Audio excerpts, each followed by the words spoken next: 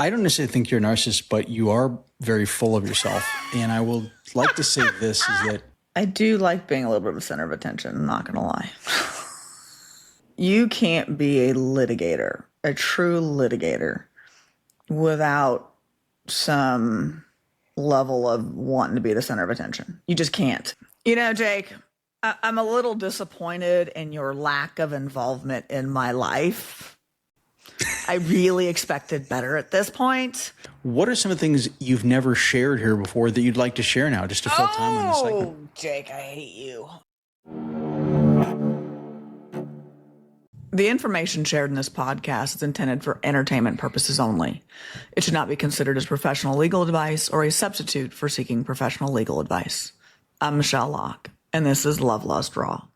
So, you are a family law attorney. Yep. You deal with divorce pretty much every day. Yes. You deal with infidelity. I wouldn't say every day, but close. What do you feel is probably the best way to not sort of get jaded by the work that you do? Because it's very easy for you, ingesting all these things, to not only have safety guards, but to really have a skewed vision when it comes to trust, boundaries, and love. There's a real risk that you run doing what I do for a living of getting jaded, because we see the underbelly, so to speak, of relationships, and we see the underbelly of the breakdown of relationships. And it's a little bit of like losing the forest from the trees. Like, I see the really ugly. Like, as a general rule, I don't get we're going to get along and agree on the terms of our divorce. When my clients get to we agree to the terms of the divorce, it's usually after court hearings and some proverbial bloodshed and some proverbial burning of bridges and pointing of fingers. And it's not, most often it is not everyone gets along to resolve it efficiently and reasonably. I have some that do that, but I would say that's probably 25% of my cases versus the other 75% that want to punch the other side's teeth in. So it's difficult not to get jaded. And so I definitely have, and now that I'm back out there, right? Because now that I'm divorced, and I've been divorced now for almost 2 years, I look at the dating world and I'm like, no, thanks. Because the red flags for me, like, I see a red flag in about everything and about everyone, which is probably unfair for me, because it's is a red flag in and of itself, it may not be a red flag, right? If you look at the totality of the circumstances, it may not be a red flag. But I don't know. I still believe in love. I still believe in true love. I still believe that there can be a person for you, although I think who your person is changes over time. I don't think who your person is when you're 25 is the same person when you're 50. So anyways, did I even come close to answering the question? You did, but how come I was searching for research studies, Austin area for Hinge last night, and I saw Love Locket not 77 last night. Was that you? Not me. Nope. Okay, somebody. Okay. It looked just like you. Women make the first move on Hinge, so you are more apt to Hinge. To be fair, you are someone who, oddly enough, gets somewhat not really uncomfortable, but confused when men approach you. Like, you don't understand it. You don't comprehend it. I don't know what language it's in, but it certainly doesn't calculate in your brain. It's usually, I'm like, why are you talking to me? Yeah, it really is. It's almost like it's anything but they could be attracted to you. Correct. That's literally how you take things. That is 100% correct. That is, they're interested in me in some romantic fashion is the last idea to ever go through my brain until someone's like, duh. I'm like, how'd you miss it? I'm like when I've sent you a couple pictures that I've gotten, and you're like, Michele. I'm like, really? Next time you get approached, I want you to go through and log every single potential scenario of why you think a gentleman is talking to you or approaching you. And I would love to hear these things, because I see a very fun path to discuss. Like maybe he wants help on changing his oil. Maybe he needs a jump start. Maybe he needs a discount code to something. Maybe he needs parenting tips. Maybe he I would love to hear what's going on in your brain. I'd love an output on it. It would usually be that, because I'm telling you, my go-to is definitely not that they're interested in me. It's usually like they need something, I can help with something. And with my brain and the squirrels that go through it, the last thing that ever enters my mind is, oh, they're interested in me. Like, I mean, for the most part, I don't even think about that. I didn't even register. And it's like, that's weird. That's strange. Yeah, like there's a little bit of like, well, then I'm like, they're interested. I'm like, what's wrong with them? It's usually my go-to. I'm like, why, what do you want? Like, cause it's not me. I mean, it may be me, but not for like the romantic things. It's for everything else. Yeah. Utility things. You know, like maybe they need help moving a bookshelf or something. Yeah, because I'm so good at moving things. You know, people call me. I can't tell you the last time I got a phone call, other than like some select few people, but like you. Calling just to check in.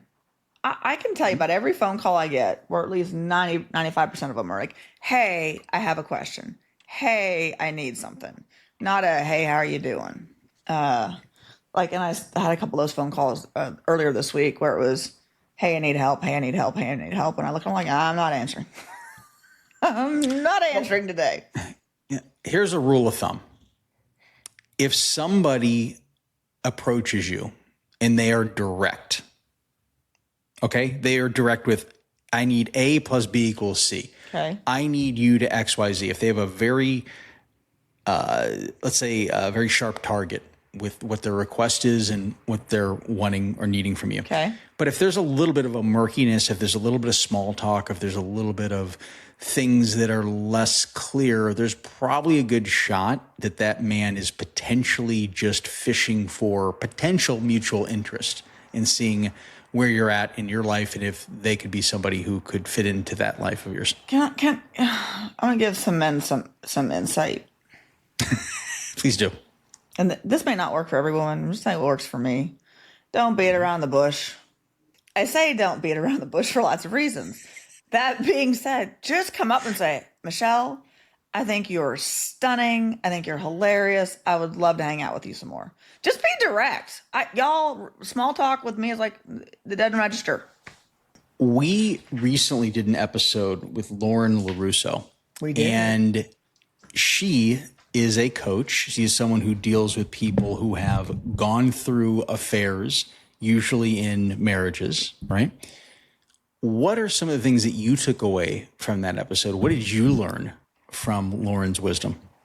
She changed my attitude a little bit on It Takes Two. And she was very direct and blunt about that, which I appreciated, right? I am never one of those people that is so stuck in my position that I'm not willing to listen to someone else's beliefs, logics, or explanation, right? I'm just not. I mean, I can always be wrong. And when I listened to her explain it, I was like, yeah. Because the bottom line, it comes down to the act, right? And it takes one person to engage in that specific act of betrayal. And for everyone, that act of betrayal can be different, right? And that's one of the things we talked about when we were with her is every relationship is different. There's no one norm on what is cheating or not. What I thought was really interesting is she has the same viewpoint that I do on cell phone passcodes. Like that to me was really not what I expected her to say at all. And when she said, she's like, yeah, there's no reason to have it. You know, I think she used her own personal example. And when she said that, I was like, yes, because that's my belief too. Is if you have to go through your partner's phone, something's wrong. Now, if it's, hey, sweetheart, will you pull up the tickets for the movie on the phone? Right? Okay, that's something totally different. But if you are going through your partner's phone actively looking for evidence that they have done something wrong, she's right. That's a moment where you need to stop and get your partner and say, let's have a sit-down conversation and talk about where things have gone wrong. Because you can't live your life under a microscope like that. I know I didn't. It is misery. If I can't trust my partner with my phone passcode, I should not be with that partner. That's my logic. Well, so you disagree. Like, you think that your partner should have your passcode. I think for emergency purposes and for anything else, depending upon the, I guess, degree of the relationship, like how far along you are. But I've been in situations where if I've ever been in a situation where I couldn't trust my partner with my phone, okay, then I shouldn't be with that partner. I don't want a partner who actively searches, because that means they don't trust me. Right. And they don't take my word for what I do or do not do with my phone, how I communicate with people in the outside world. So that's what I'm getting to, is I don't think technically that a partner has right to your passcode, but I personally feel that if I can't trust them with that, then it's probably not going to be a good partnership for me. Yeah, I agree. Like, I don't have a problem with them having access to it. I think it's the act of going through it and just searching for evidence. And like, if you are literally waiting for your spouse, your partner, to get in the shower so you can go through their devices, you need to stop. Like, there's that's something wrong. Just wrong. Well, that's flaws in the relationship. But it happens all the time. I think this is that. What is the reason behind wanting the passcode? Like, for me, if my partner asks me for my passcode, that's one thing. If I give that to them, that's another thing. Do you see what I'm saying? Oh, absolutely. So I think that I don't like. I'm probably looking at it more from a safety standpoint, to be fair, because normally you would think like, no, I should keep all my stuff private. But what if, God forbid, there's some medical emergency? What if there's some need to get information from there? That to me would be a win. But at the same point, no, I don't believe that, because that means that if I say nothing is going on, there's no problems, I'm not communicating with somebody, and they don't take my word for it and they want my passcode so they can go through my phone, obviously that's a violation of boundaries, that's a violation of trust. And so there's bigger problems in the relationship than just access. Okay, so then here's the question. Do you believe that within the confines of a relationship that each individual partner has a reasonable expectation of privacy? Absolutely. See, I agree too. I think privacy is paramount in many ways. I think that, but privacy comes with a level of respect, a level of understanding and fulfilling boundaries. And the unfortunate thing is this: a lot of times when we get into relationships, because of that sort of, love chemical, that sort of, lust, whatever you want to call it, is that we make decisions. Exactly. We make decisions that are not necessarily effective for how we would conduct our life outside of the relationship, but we do things and pacify things and make certain concessions because of that chemical, because of that feeling. And I found myself in many of those situations too. I've went against my instincts about trust, about conversations, about things that I didn't feel right about, but I went ahead with because I didn't want to cause friction. I didn't want to cause any problems between my partner and I. And when she was doing something that I didn't necessarily agree with, or I felt a little bit violated by, I just said, well, maybe I'm being too sensitive here. Maybe I should just let this go. And so he's like, can I ask you a question? And I'm like, sure. And he said, was this act creepy? And I'm like, okay, tell me what the facts are. He's like, well, I met this girl. Well, I'm sorry. He knew this girl and they hung out recently and they made out, whatever, when they hung out for that particular time. Mm-hmm. And he's known her for several years, but she got the flu real badly and was in bed. And they were talking on the phone a couple days ago and she was telling him how she wanted this particular like milkshake thing from this particular place. And she was really, really sick yesterday. So he's like, I had nothing else to do. He's like, so I went and picked up exactly what she told me she liked and put it on her front porch. He's like, is that creepy? And I was like, no. I said, there's a caveat to that. I said, wait for her response and then go from there. I said, most women will think that's really sweet because he not just only listened to me, he heard me, right? I said, but if she doesn't respond, and then go away quietly. That's great advice, but I got to tell you, there was an era where the sort of the mystery Cyrano de Bergerac was actually a really good thing, or at least it was a engaging thing, not just in movies and TV, but in real life. And I think what's happened is that we're so used to people not respecting boundaries and not understanding the level of privacy and consent. And that is a real problem because, you know, you think of this, you know, the roses on the car, or things like that, secret admirer stuff, right? Oh, and I'm as you know, like a because, secret admirer. well, no, but secret admirer is like, I hate to say it like this, but oftentimes gets mixed up with stalking, unfortunately. Oh, well, And so you want to know sort of the chain of title when it comes to gifts, when it comes to little affectionate things most of the time. Like I don't hear chain of custody. Like this is I don't hear many women nowadays like those kind of surprises. I got to be honest with you. And granted, maybe I'm jaded because of the stories that I hear, but I don't hear a lot of women say, somebody gave me roses and I don't know who they were from, but I'm really excited to know. That almost never happens in my world. okay. I agree, but your world's like my world. We don't hear the good shit. No. What are some of the things you've never shared here before that you'd like to share now, just to fill time on this segment? Oh, Jake, I hate you.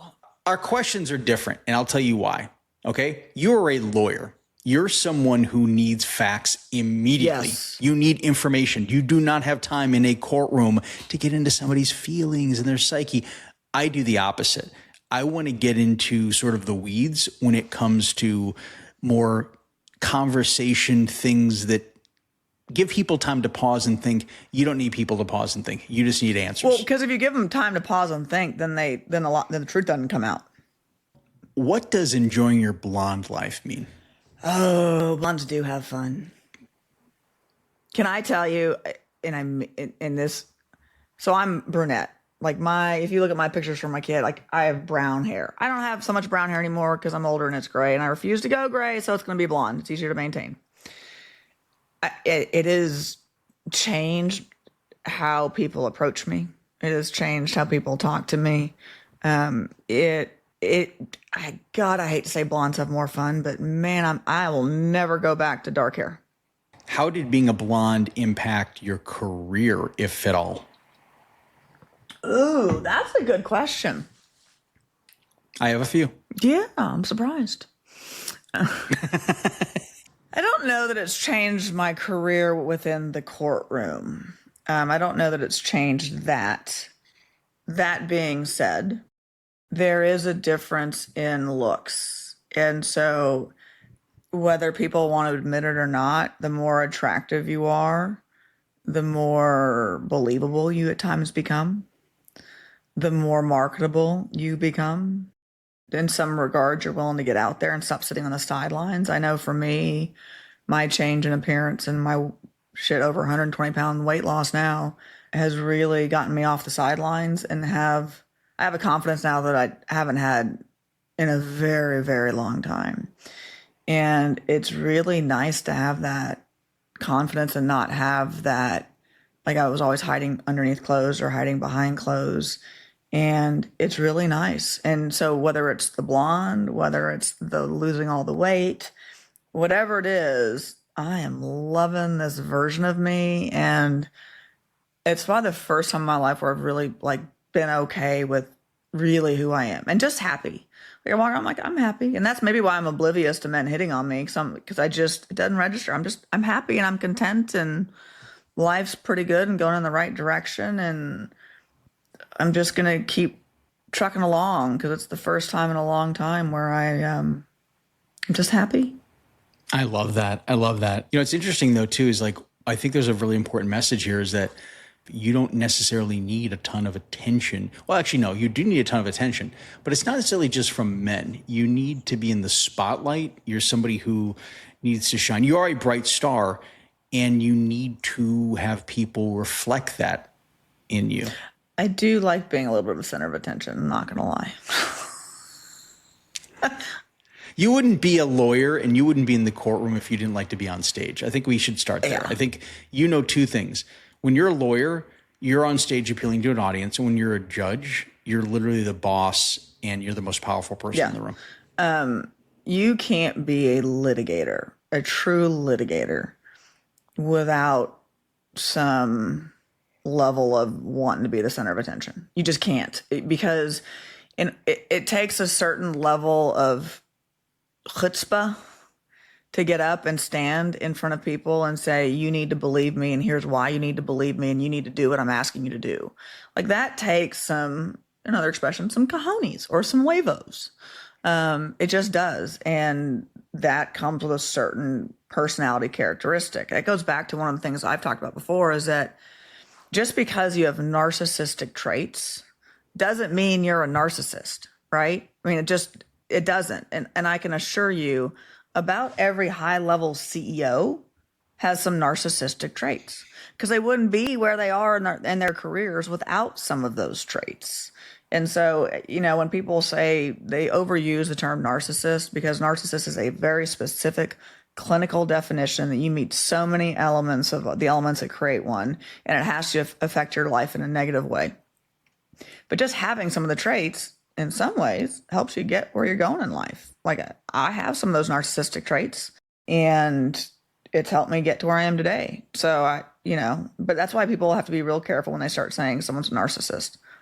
Well, Well, I don't necessarily think you're a narcissist, but you are very full of yourself. And I will like to say this, is that if there's someone I would think of as the sort of pinnacle of egotistical, your name comes up in many conversations. So there you go. My thought is that for you, because it's best if I give you advice on how to conduct your life. Correct. At this point, I would say do things to sort of humble yourself. Maybe do things that will make you sort of a softer side, somebody who's less. Are you telling me to become a wallflower, Jake? Is that what you're doing? I mean, maybe. I don't. No, I think it. Can you really? Can you see me being like the sitting in the back of the room, being quiet and just going along to get along? No, and I'll tell you, one of the things that I've identified in you, and this is all serious, is that your ego is a very interesting case study. I'm a case study now. You are a case study. You need a very strong ego to do what you do. Yeah, you do. Okay. And you also have a lot of humility, and you also have a lot of, let's say, in other ways, insecurities, things that you're working through, working out. But one of the things I notice about you is that you are highly competitive. And so you conduct yourself basically like a professional athlete, someone who goes out there, does their work, does their performance, plays their game, and then afterwards sort of regroups, sort of strategizes, figuring out how to assemble and build and conduct themselves in a powerful way next time they go into that arena. That's really what you are, is a competitor. You are like a professional athlete. I don't like out to there lose. In that way. Have you noticed that every trope that you mention, it's like winning or losing, go big or go home. Everything is based around competition with you. Everything. I never thought about that, but that may be right. Think about it. Everything, it's like, I've got this sponsor. Who else has got this sponsor? I don't do that. I've got this podcast. Who else has got a podcast? It's here. Let me show you. They're number 7. I want to be number 1. Well, and then I go, there's nothing wrong with that. I commend it. We need that energy. This is not a criticism. It's just a assessment. One of the expressions I use is, instead of here, hold my beer, here, hold my keg. Yes. And my You're keg, a keg. because You're it's a like, keg. let me show you how to get this done. Yeah, I didn't even think about it in the context of competition, but you're not necessarily wrong. Like, you've had surgeries. Oh, I've had surgeries. Let me top you. Yeah, but you don't. You know what? You don't do it in that way. And there's people that do that where they have to be these sort of narcissistic, potentially focused on subject in these conversations. You don't have that quality. What you have is a way to identify and connect with people based on your own experiences. There's a difference in that. However, you are sometimes aggressively and outwardly competitive and inwardly competitive. Okay. You're your own worst critic, hands down. There's no ifs, ands, or buts about that. But I also think that when you get a seat at the table, what happens is that you try to see if you can get a better seat.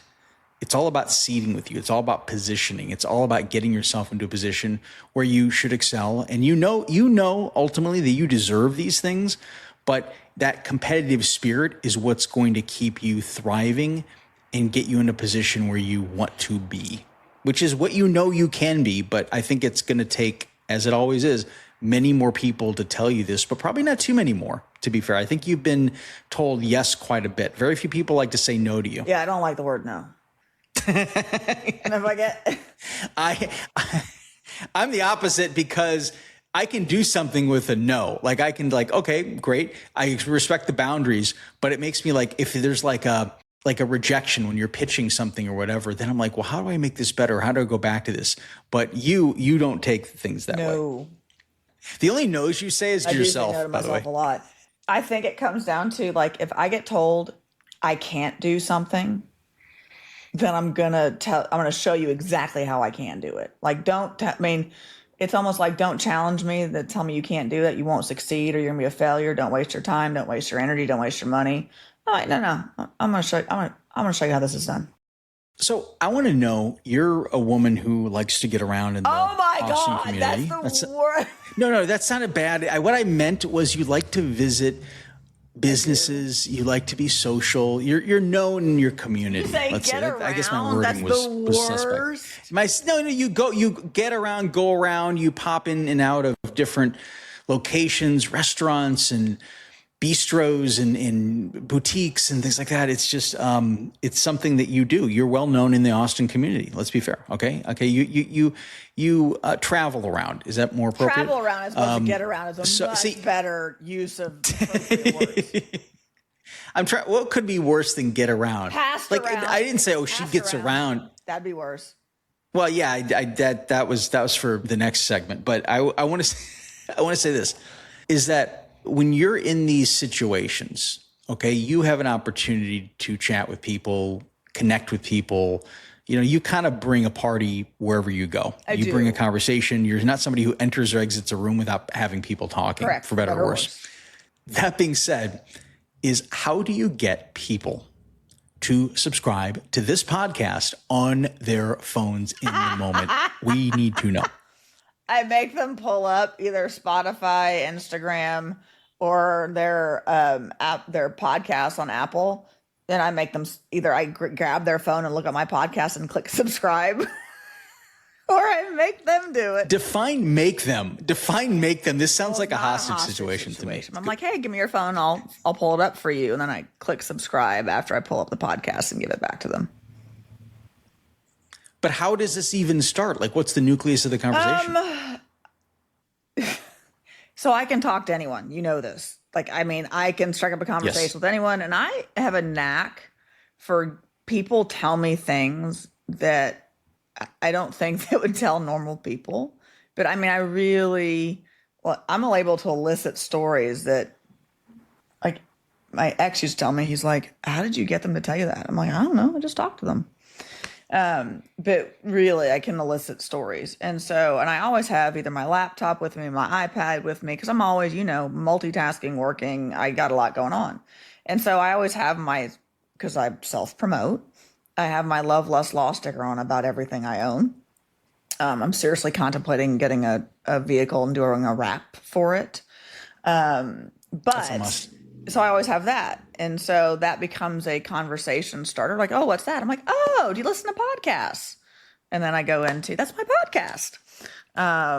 And yeah, like, it's usually not hard for me to slip it in to the conversation at all.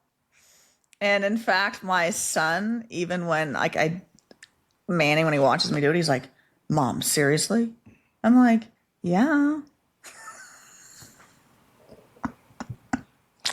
I find that charming, and I also find it effective because, as we know, you have to get grassroots with this. Every podcast is about a listener. Every listener counts. Every listen counts.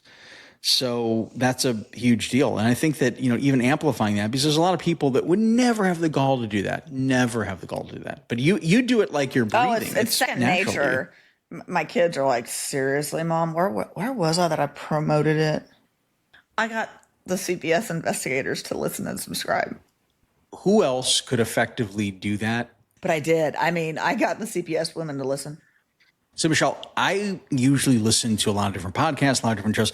Last night, I happened to be going through the iHeart Radio app, and I actually heard you on True Crime Tonight. Hello. Can you share these things a little better? Can you promote them a little stronger? Because I didn't see any word. I just happened to come Jake, across it. I'm a little disappointed in your lack of involvement in my life. I really expected better at this point. All jokes aside. Yeah. Don't expect better, because I'll only disappoint you. Trust me. I have a trail of disappointments in my past. So, Jake, I was on True Crime Tonight with Stephanie, Courtney, and Body, and I had a fabulous time sitting down with those three amazing women on their radio show on iHeartRadio. Now, we know this, and you know this.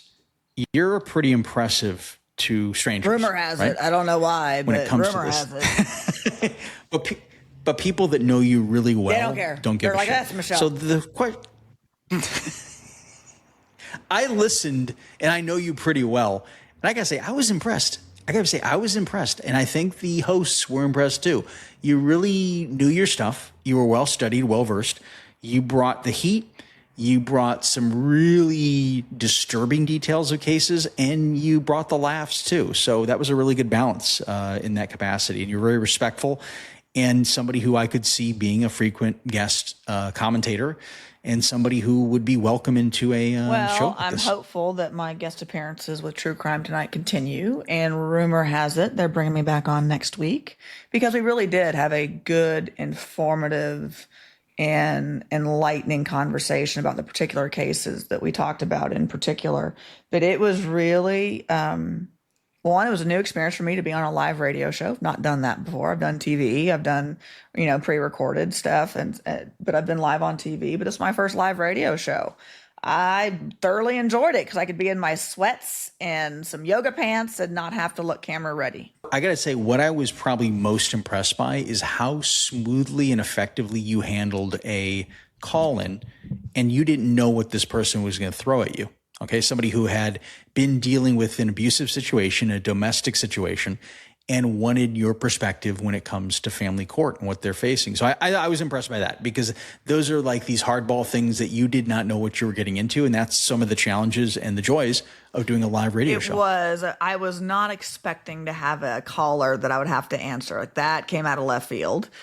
That being said, if I can't answer questions in my arena, in my wheelhouse, especially being a family law litigator, then I probably shouldn't be a family law litigator, because I have to think on the spot in court all day long. I mean, I have to be able to handle the tough questions or the hard questions, the questions out of left field.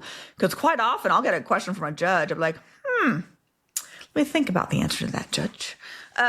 So yeah, and in order to do cross-examination, I have to be able to pivot and ask questions that I didn't necessarily anticipate, because the answer that the witness gives me may be something that, wow, that wasn't on my bingo card for answers today. So it was really a great opportunity to help someone navigate a system that can be frustrating on its best days for the average layman to navigate. And so I hope that the advice I was able to give him was helpful and helped him get through what was really a tough situation for him. And we talked about the Colin Gray case in particular, who is the dad that was just convicted, I think, in Georgia for being responsible, I think, for a murder charge for his son's school shooting, where 2 teachers were killed and 2 students were killed. And we were talking about the case. And it was, for me, they're like, well, what do you think about the liability extending to a parent? And for me, I'm like, well, it's kind of like the duh factor. If you knew the history of this case, and I had done a deep dive on it, but this kid had school shooter photos from other school shooters on the wall in his bedroom. In addition to that, he had, the year before he did the school shooting, law enforcement had come out to his house, to Dad's house, because the son apparently had made some kind of comments on Discord about a school shooting. So Dad had a notice a year before. Dad also knew the child had mental health issues, but dad still gave him like an AR-15 for Christmas. Okay. Then didn't lock it up. Mom, who had lost custody because mom had, I think, drug and alcohol issues, called dad and said, hey, I've got some concerns about him and what he's going to do. Please either don't give him a gun. Dad still gave him a gun.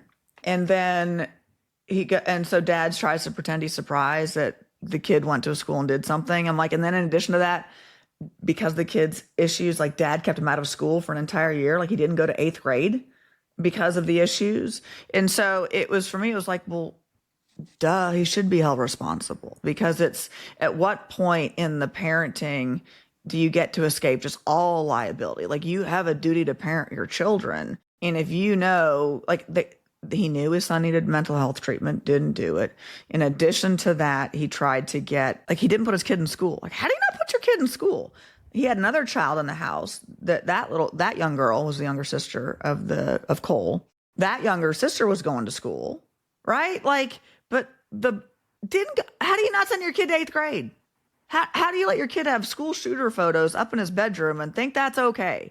It's the duh factor. Sometimes you look at the facts of a case and you're like, it's like, how can you not? It really is. So it's the duh factor. I think it was really informative, and it really gave me the opportunity to show like how you break a case down, like how you look at the facts and how those facts go into the analysis of what a judge or jury may think, because I don't know that it's necessarily broken down in that same manner. And so for me, it was just, and it goes back to the duh factor.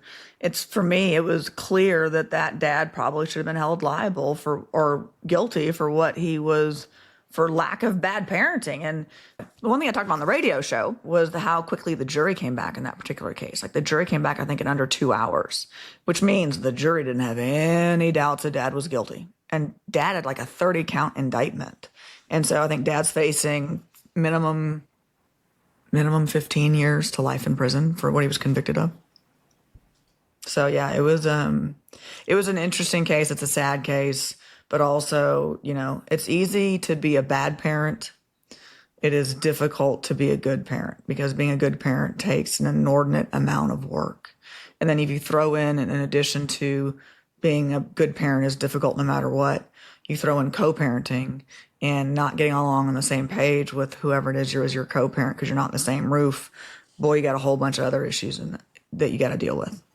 Such a tragic story on so many levels. And I think that you, as a judge, former judge, and as a family law attorney, really understands the dynamics of cases like this more than many people, because you see a lot of things when it comes to abuse and neglect and things in your court. So I can only imagine that you have presided over hundreds, if not thousands of cases at this point. And I know we've discussed a few of them, but have you had a case that you presided over that was ruled, let's say, a certain way with you as an attorney in the court, and you knew that not only should it not have been ruled that way, but you knew there was high potential for some catastrophe to happen, and there's literally nothing you could do about it? I remember a case in particular. There was a newborn baby. Baby was under 3 months old. And there'd been an incident where mom left this child to go, I think, on an alcohol run, right? Like left a newborn baby by herself to go on an alcohol run. And there was a little bit more to the story. Like it was pretty horrific what she had done.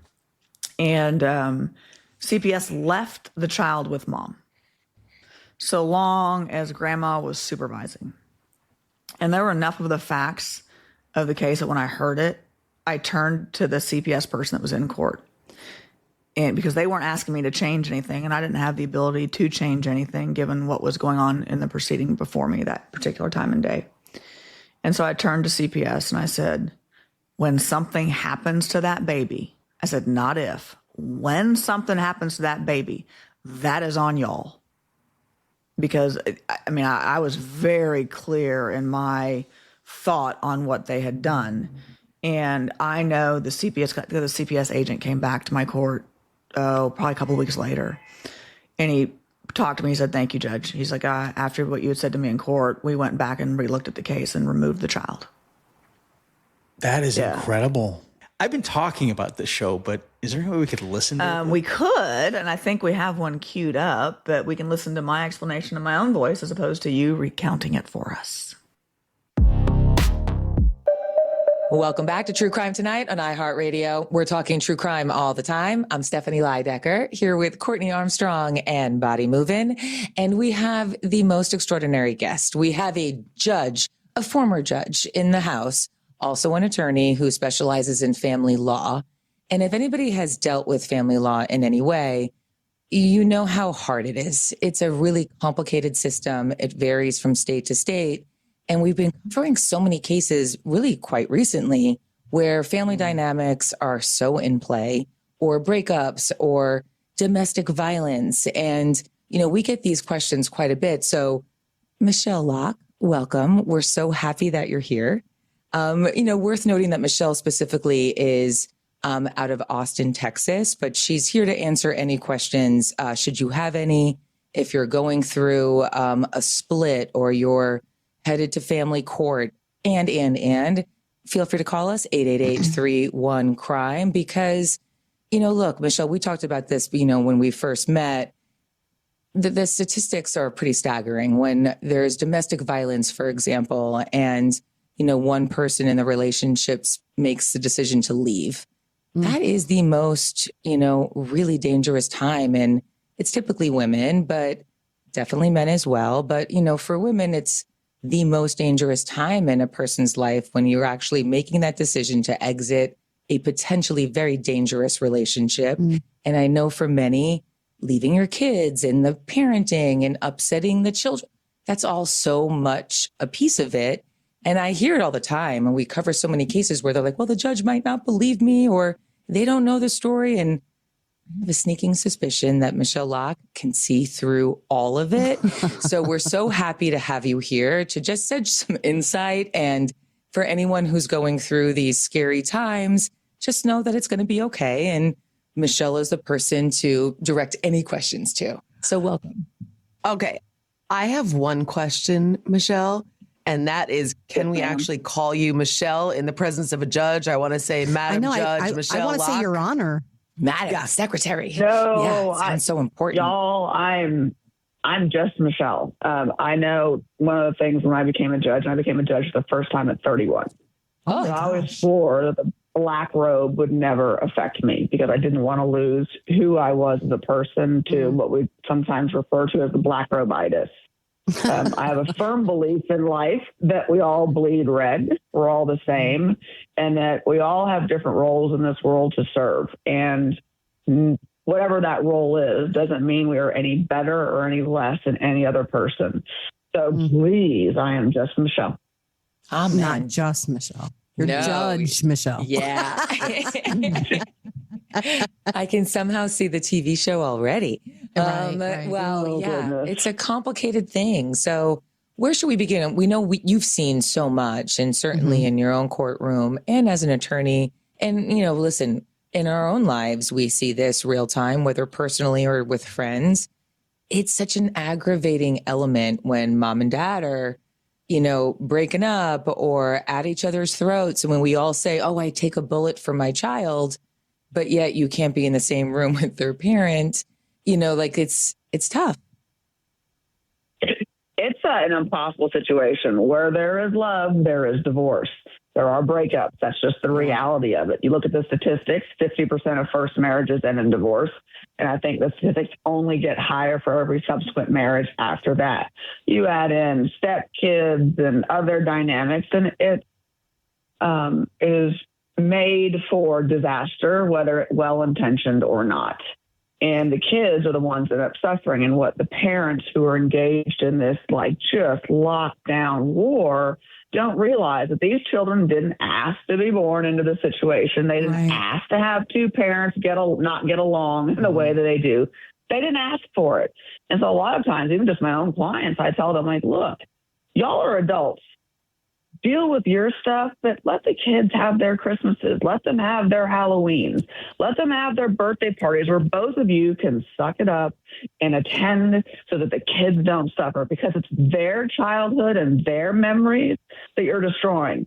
Yours may already been bad. Don't create another generation of it. Put it aside. We're all grown up. Well said. Well, very well said. Go ahead. During your time on the bench, so can you explain sort of some of the biggest warning signs that you've seen in custody disputes, particularly before things maybe escalated into violence? So I'm going to tell you, number one is substance abuse.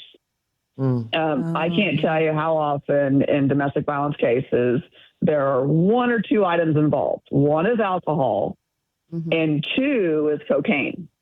And I can tell you about 80% of cases involve some kind of alcohol, cocaine. The other one is steroids, believe it or not. Wow. That's also the one that causes anger occasionally in the people that use the steroids. Roid rage, right? And That's what they call it. No, it's a thing. It's a thing. Yeah. And so really there's a multitude of things that judges will look at, even attorneys when we analyze the cases. But it's drug use, it's alcohol use, steroid use, any kind of behavior that's outside the relative norm. One thing I know I always listened for when I was a judge, and I warn my clients about this too, is never refer to your child as my. Because one, they're not a possession. And two, unless it was immaculate conception, it took two. So that's usually when people start making children possessions in court, usually a warning sign. So substance abuse and possessiveness, right? Those would be a couple of warning signs. So for people who might not understand how like the system, like the big bad system works, what actually triggers like CPS, Child Protective Services, to remove a child from the home? Great question. That's a great question. It really is. I was for a period of time a CPS judge. And so I saw and actually signed the affidavits and the temporary restraining orders or the temporary takeout orders that would pull kids from homes. Wow. And it's a really, really, really high standard, particularly in Texas. I would assume it's about the same everywhere else because you're removing someone's child from their home. And so the allegations have to be pretty severe, and it has to be that the child's in imminent danger. So they're witnessing. One of the reasons CPS removes a lot is domestic violence. If domestic violence is occurring in front of the child, that is quite often grounds for CPS to step in. Law enforcement will quite often flag to CPS, hey, y'all need to go check out this case. If you've got major addiction issues, then you've got medical providers that are under obligation and mandatory reporters that have to report to CPS. Right. And so what other people tend to forget are that most professionals are mandatory reporters. Even as a lawyer, I'm a mandatory reporter. And if I don't report suspected child abuse or suspected elder abuse, I can have my license in trouble. And so when you've got anyone that runs into a family that sees the potential for a child to be in danger, then those professionals are under an obligation. That's teachers, counselors, principals, your dentist, your eye doctor. Like if you're going into your eye doctor and your child's got 2 black eyes and a broken orbital socket, I can about assure you that eye doctor is going to call CPS. Wow. And I didn't know a lot of that. Yeah. And so people think, well, how does CPS get involved? Oftentimes they get involved without you being involved in them getting involved. And it's almost always a professional. That's why you will find that CPS investigations increase when school comes back into session. Because teachers, right? Teachers and our mandated reporters.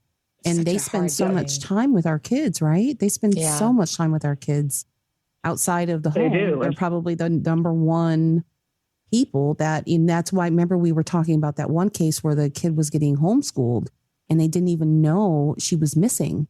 Melody Buzzard. We talked about her earlier. Right. Yeah. Melody Buzzard, who lost her life. Right. And, homeschooling is a way to basically not come in contact with mandated reporters. Right.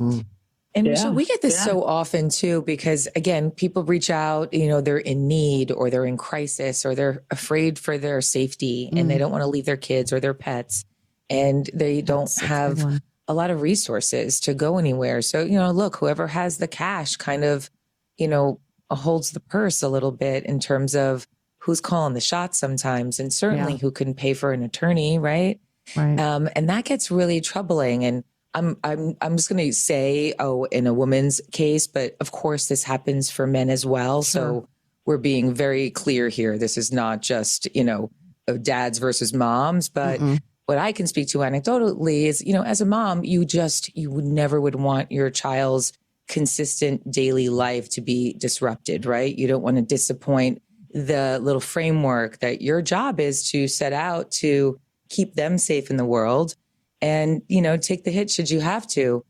What do you suggest for people who are maybe a little bit out of cash or don't have the resources to pay for a very, pay for an attorney is so expensive these days, and they need help and they need to get out of a abusive relationship, not only for themselves, but for the safety of their kids.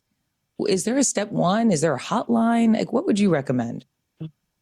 Oh, God, hotline, probably not. But this I can tell you, if you're a victim of domestic violence, about everywhere in the country have either the criminal prosecuting office or county attorney's, district attorney's office provide protective orders for free.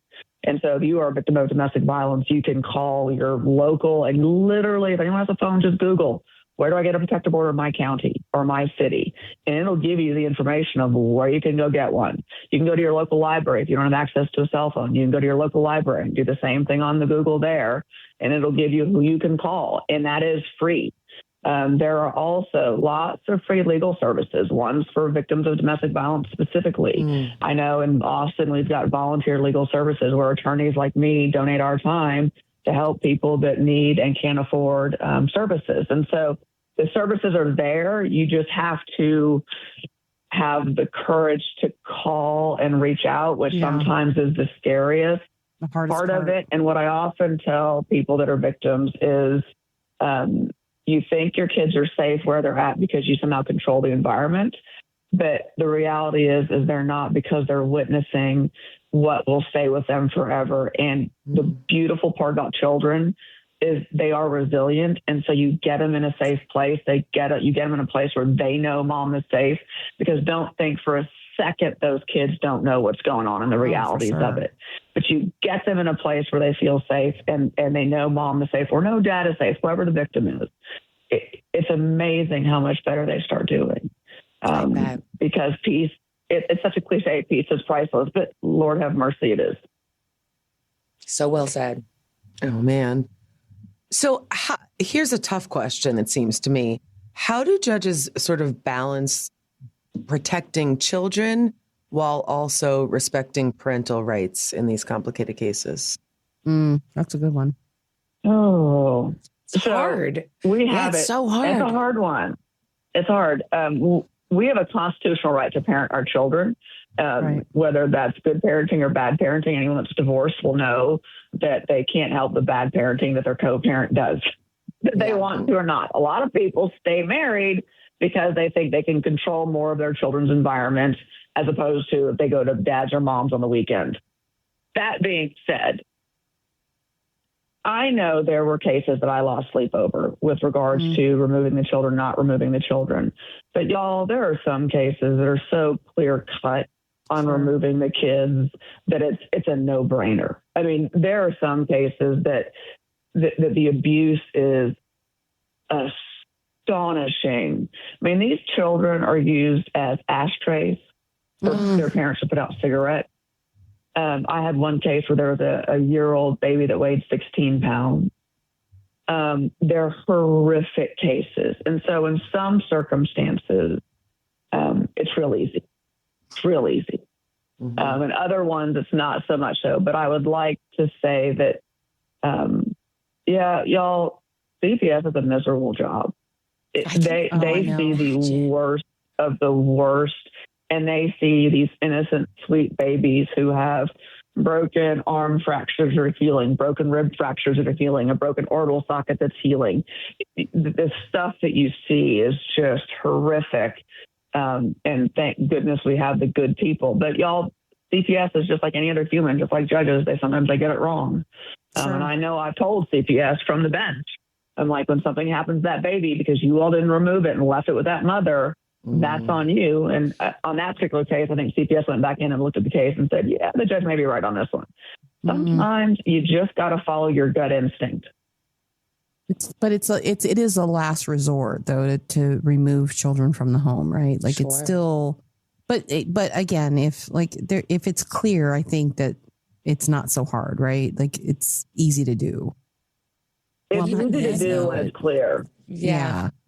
Like the but case kids still love their parents, even if they're abusive. Sometimes kids still love them. So I'm sure you must hear such mixed messages. So hard. Of course they do. Of course Yeah, they do. this is all complicated, and we are so happy that you are here, Judge Michele Locke. And stick around because Michele will be sticking around. We're gonna take a little look into the Colin Gray school shooting case and also the question of parental responsibility. And if you have any questions for Judge Michele Locke, give us a call, 888-31-CRIME. We'd love to hear them. Keep it here, True Crime Tonight. We're talking true crime all the time.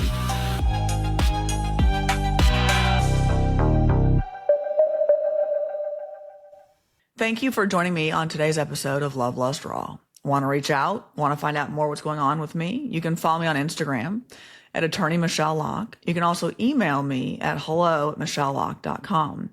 Just remember, Michelle is spelled with one L, and you can thank my mother, Margot, with no T for that.